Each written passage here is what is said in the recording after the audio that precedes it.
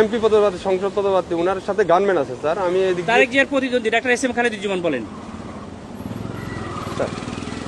ওই যে বলেন তারেক জিয়ার প্রতিদ্বন্দ্বী 17 আসনে স্যার, ওইটাই উনাকে বললাম স্যার, উনি আমার সাথে কথা বলাইতেন। আচ্ছা স্যার, একটু কথা। হ্যালো, আসসালামু আলাইকুম। আমি doctor S M Khaleduzzaman, Dhaka 17 আসনের জামায়াত ইসলামিক। না, কিন্তু আপনারা তো তারেক জিয়ার জন্য জিব্বা দিয়ে রাস্তা পরিষ্কার করে ফেলতেছেন, তাহলে আমাকে কেন দিবেন না? Why not? আপনি শোনেন, আপনার নাম কি বললেন? আপনি দেশটাকে পরিকল্পিতভাবে আমাদের মধ্যে এটা কেওয়াস সৃষ্টি করতেছেন আপনারা। নো নো নো নো, কেন নয়? আপনারা দেশটাকে ধ্বংসের দিকে নিয়ে যাচ্ছেন এবং কিছু অফিসার নিজেদের ব্যক্তি স্বার্থ হাসিলের জন্য আমাদের সুপরিকল্পিতভাবে 5 আগস্টের পরে আমাদের দেশটাকে আপনারা ধ্বংস করতেছেন। আমাদের দেশটাকে পুরো ধ্বংসের দিকে নিয়ে যাচ্ছেন আপনারা। আমি সেনাপ্রধানের কাছে এটা কমপ্লেন করতে চাই। আপনাদের অফিসারের সঙ্গে আমি কথা বলতে চাই। স্যার, বডি ক্যামেরা অন আছে স্যার। আমাদেরকে নিরাপত্তা দিচ্ছে, আমাদেরকে নির্বাচন কমিশন থেকে নিরাপত্তার জন্য দিচ্ছে গানম্যান, আবার আপনি আমাকে যাইতে দেবেন না কেন? স্যার আসসালামু আলাইকুম স্যার। অত্যন্ত সুপরিকল্পিতভাবে আমাদের দেশটাকে ধ্বংস করা হচ্ছে, খুবই পরিকল্পিতভাবে। স্যার বলছি স্যার। স্যার আমরা এটা নির্বাচন কমিশনকে জানাতে স্যার। স্যার আসসালামু আলাইকুম। ভিডিও করো, আমাদের গাড়িতে আটকে তোমরা ভিডিও করো, এটা ভিডিও করো যে আমাদের গাড়িতে এখানে। স্যার সরি স্যার, এখানে ক্যামেরাম্যান ভিডিও করা যাবে না স্যার। আপনারা তো ভিডিও করছেন কেন? আমরা তো অধিকার আছে স্যার। কেন করবেন? আপনারা দেশটাকে পরিকল্পিতভাবে কেন ধ্বংসের দিকে নিয়ে যাচ্ছেন বাবা? স্যার বুঝতে পারছি স্যার, আমি আপনার কথা বুঝতে পারছি স্যার। মানুষ রক্ত দিয়েছে, আপনারা আর রক্ত নিয়েন না আল্লাহর রাস্তে।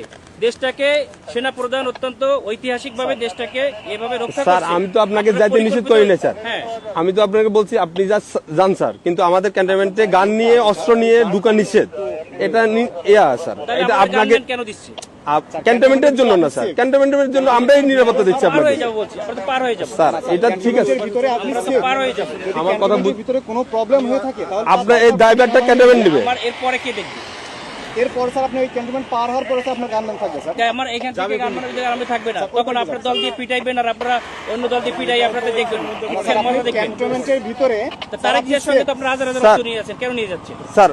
এটা এখন আমি আপনাকে জবাবটা আমি দিতে পারতেছি না। আপনার যদি আপনি যদি কোনো সমস্যা, প্রশাসনের লোক আপনাকে স্যার বুঝতে, আমাদের যদি কোনো ইয়া থাকে, আপনার যদি কোনো কমপ্লেন থাকে, আপনি তো স্যার বললেন যে আমাদের স্যারের সাথে কথা বলবেন। আপনি কথা বলেন স্যার, আমি তো আপনার ওই ইয়াটা দিতে পারবো না। আমরা পারবো না, এটা অসহায়ত্ব প্রকাশ কেন স্যার? এটা তো আমার যেটা নিয়ম স্যার, রুলস। আপনারা পরিকল্পিতভাবে দ্বিচারিতা কেন করবেন স্যার? এই জন্যই স্যার আপনি এই কমপ্লেনটা করেন স্যার। আমি তো এই না, সেটা কমপ্লেইন আপনারা কোথায় করবেন? আপনি তো বললেন যে সেনাপ্রধান স্যারের সাথে কথা বলবেন, ইলেকশন কমিশনের সাথে কথা বলবেন। বলছে স্যার গানম্যান নিয়ে অ্যালাউ নিষেধ স্যার। আপনার যেতে গেলে এমনিতে আমার কাছে সহযোগিতা করতে হবে স্যার। একটু সহযোগিতা করেন স্যার প্লিজ। না সহযোগিতা না, আপনারা অত্যন্ত পরিকল্পিতভাবে দেশটাকে ধ্বংস করছেন। দেশটাকে রক্ষার দায়িত্ব আপনাদের স্যার। আমরা তো পরিকল্পিতভাবে দেশটাকে ধ্বংসের দিকে নিয়ে যাচ্ছে, বুঝতে পারছি স্যার। এটা তো সুন্দরভাবে আমাদের দেশটাকে একটা কেওয়াস সৃষ্টি করতে যাচ্ছে একটা এজেন্ট হিসেবে, একটা পরিকল্পিত স্যার ক্যান্টনমেন্টে আপনি হয়তো স্যার মোবাইল হাতেও রাখা যাবে না। হ্যাঁ রাখা যাবে, আপনি ইয়া করতেছেন স্যার। আপনি যেতে পারবেন স্যার, কিন্তু আপনার যে গানম্যান এই সময় বুঝছেন, সময় সবসময় থাকে না, ঠিক আছে? আপনাদের সময় সবসময় সমান যায় না স্যার। বহুত বড় বড় অফিসাররা আদর্শে 5 আগস্টের পরে আমাদের যাইয়া স্যার আমরা কিছু বলি নাই স্যার। আমরা এরকম কুকুরের মতো পাছাটা হই নাই স্যার, ঠিক আছে স্যার।